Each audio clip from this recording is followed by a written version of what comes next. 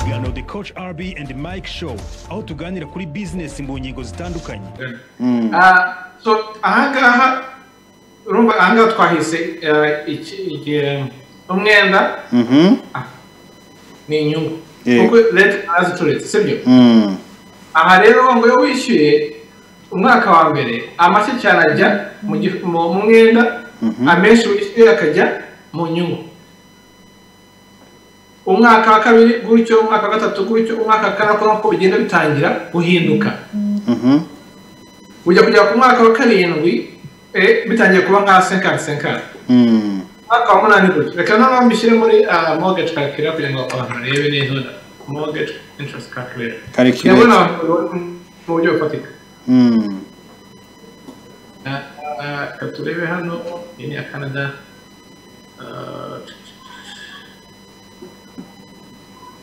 Reka shyira ahangaha. Tutabimpa. Irahaguka. Ahangaha, okay. So tuvuge ko mortgage ari 60,000 y'amadolari y'amanyarwanda. Tuvuge nka miliyoni 30. Umuntu yenda agiye kwaka miliyoni 30 cyangwa tuvuge 30 kuko yenda kuri miliyoni 30 ushobora kubakamo inzu kandi idasebye. Miliyoni 30. Bashyiraho mortgage ubwo ni hano.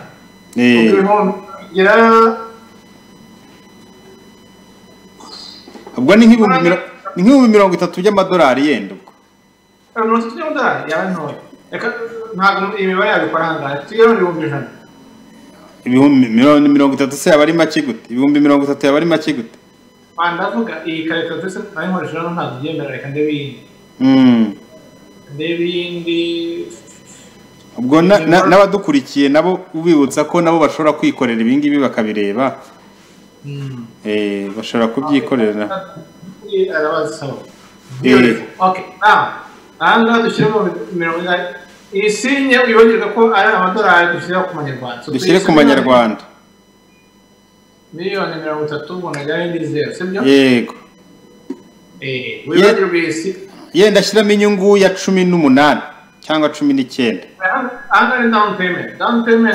Down. Yego. Hanyuma ngaha turagira imyaka 15. Hanyuma entere ni kangahe? Hano igira 18 yenda agira 18. Hari n'abishyuza 19, 20 na 10 ndumva ya make ari 16 hari.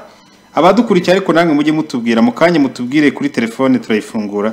Munatubwire kuri WhatsApp bene bituri kuvugaho message yi telefone mureba yanditse hasi biriho rwose.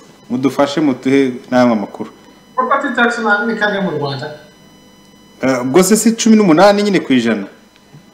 No, shyiramo ubwo 18% kuko buri nyungu yose buri ntuza yose igomba kujya. Property tax. Ntago nkizi icyo ngicyo umuntu ashobora kubanza kukireba. Tax mu yishyura dushyiraho 0 amaduka ari turebe. Ariko na assurance ntiwabaze kandi na assurance zirabarwa. Kuko tudafite iyo mibare. Turabara gusa bisanzwe.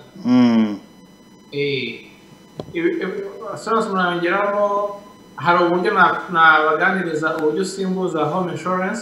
Kuko aho yamugire home insurance ni life insurance. Yego. Kuko home insurance cover inzu gusa.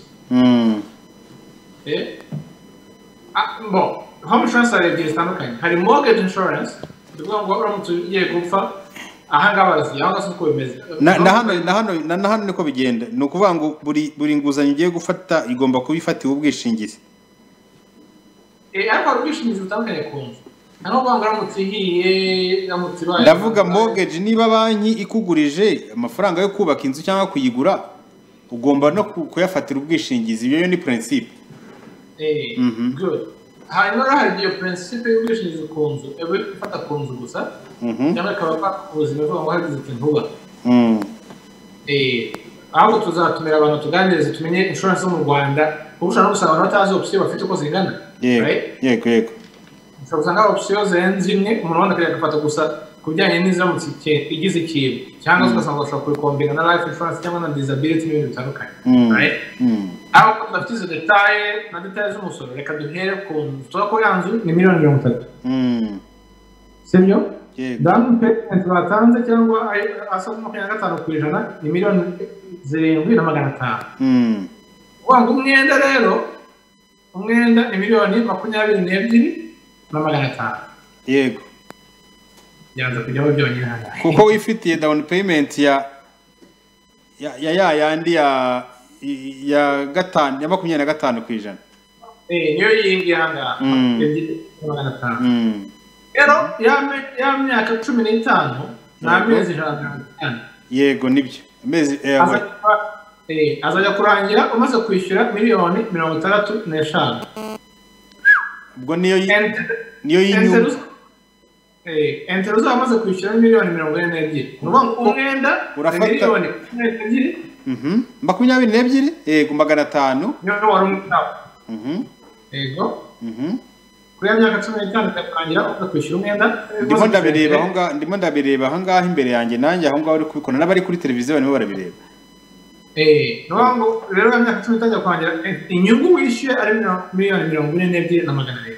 Nukuvuga ngo tugiye gukuramo abaguhaye miliyoni 22,500 uzabungukira izindi miliyoni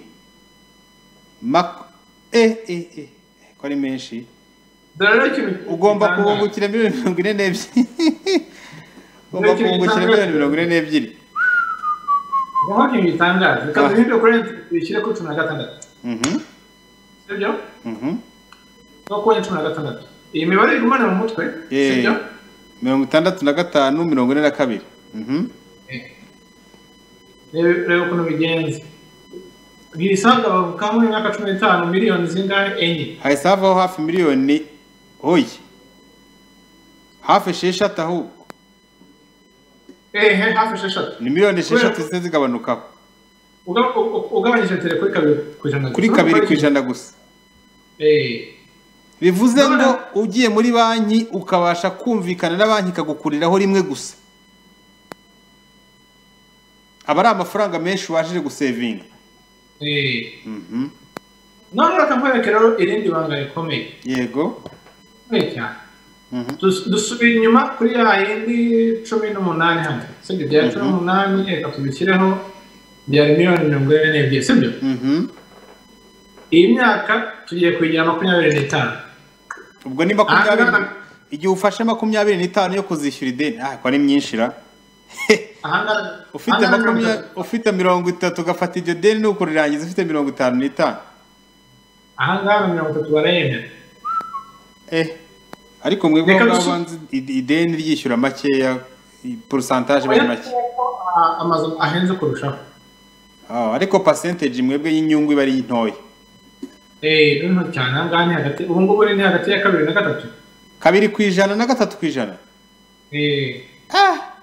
Ako gatatu baguhenze ubu ngubu na 2 aribona na 1 n'ibice aribona. 1 n'igice. 1 n'ibice 8 n'ibice 9. Kubasa rutayitunga ahubwo hano biramutse bije niyo byaza umwaka umwe induru bikomeye cyane. Reka tukanga kumyabe. Rumpango babagabanyije gutya kubera economy. Ahanga buryo gukora buri myaka 5 entero barayajiste. Nibyo. Gusa imyaka 5 imyaka 3 nta banki n'imwe yakwemerera ko entero iguma gutyo mu myaka 15 nta rimwe yakwemerera 20. Era ikiri kuri 4-5 nko muri za 2012 barakwemereraga ukayoroka indi myaka 10 entero yari hari. Ko banki zizi ubwenge zirabarazwa dukurikije economy no kujya entero zaguma hejuru kuri cyacyeze mu hasi gutyo. Urego kuri hasi maximum bakwemerera imyaka 5 gusa. Uko kuri imyaka 5 entero ya banki nationale zaba yazamutse nabo ikigiye kabemera kwiyabizamuka. Kwizabizamuka. Impamvu rero wacu ikiri hejuru cyane nuko isoko ryacu ntago rirabona abinvestors cyane urumva igihugu cyacu cyarimo kwibaka sibyo. Ni byinshi mu bihugu bya Afurika ngira ngo si n'umwihariko w'u Rwanda n'ibihugu byinshi cyo muri Afurika. Uko tugenda twiyubaka dukomera amahoro business biza abinvestors biyongera baba investors bazatanya gukaya competition nk'ubu hari kampani muri Canada zikwaje mu Rwanda ya mortgage. Iraziza ziba nyinshi rero zitanya competinga zitatanya kugabanya na leta igatanya kuzibwira ngo mugabanye ho gatoye ko sibyo.